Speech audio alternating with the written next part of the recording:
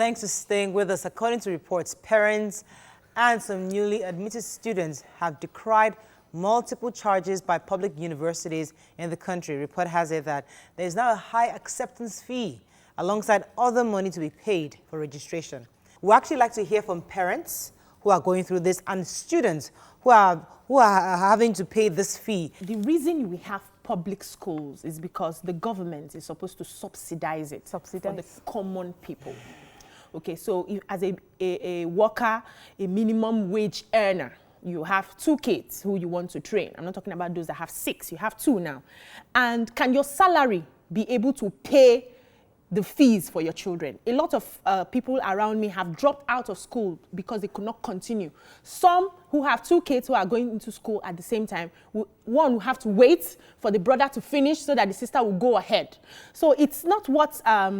And I know that the schools are trying to survive because the truth is we carried a report recently in one of the papers, that was last year, where most of the universities don't have facilities. Exactly. They don't have good classrooms, no equipment. I met somebody who studied engineering recently and I was asking, how was the practical? I said there was no practical. He's looking for a job where he has to learn, to apply the theory with hands-on, machines, and because there was nothing in the university. So I understand the fact that they are trying to raise money, but the money they are even raising from this acceptance fee that they are collecting is not even going to the pockets of the federal government. So it's still internal corruption that's making them extort all of these students. So the federal government needs to be clear on the vision for education for 2020. Let's know where we are going. What the university uses acceptance fee for when I was in school, it was called development fee. And I remember that one. I saw the money put into the law library in the Faculty of Law LASU today. The money I paid as a diploma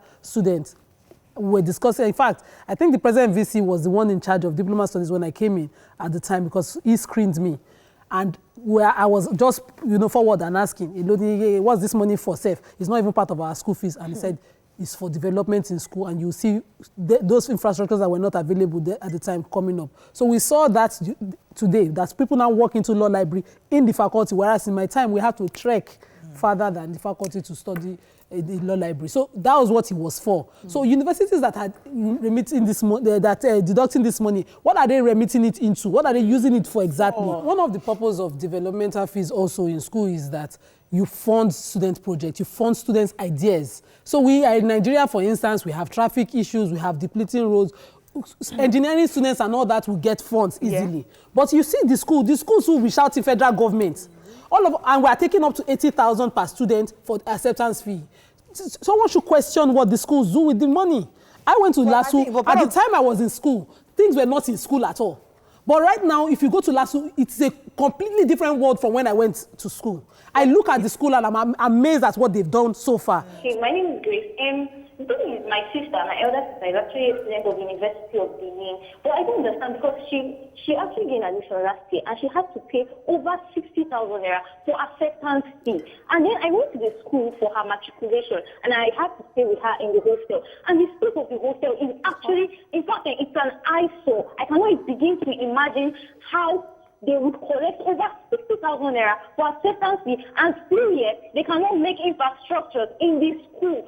To the extent that we actually have to move from one block in the hostel to get water to take our bath, and still yet they collect over 60,000. Right now, I cannot complete my education because I have to wait for her to finish with her own education for me to go back to school because, of course, my parents are medium wage earners and they cannot afford to send the both of us to higher institutions at the same time. So I don't really understand how they will collect that kind of amount of school. In fact, they collect... Thank you, Grace. You see, that's the real Nigerian story right there. She's passing through it, and that's the problem we're having.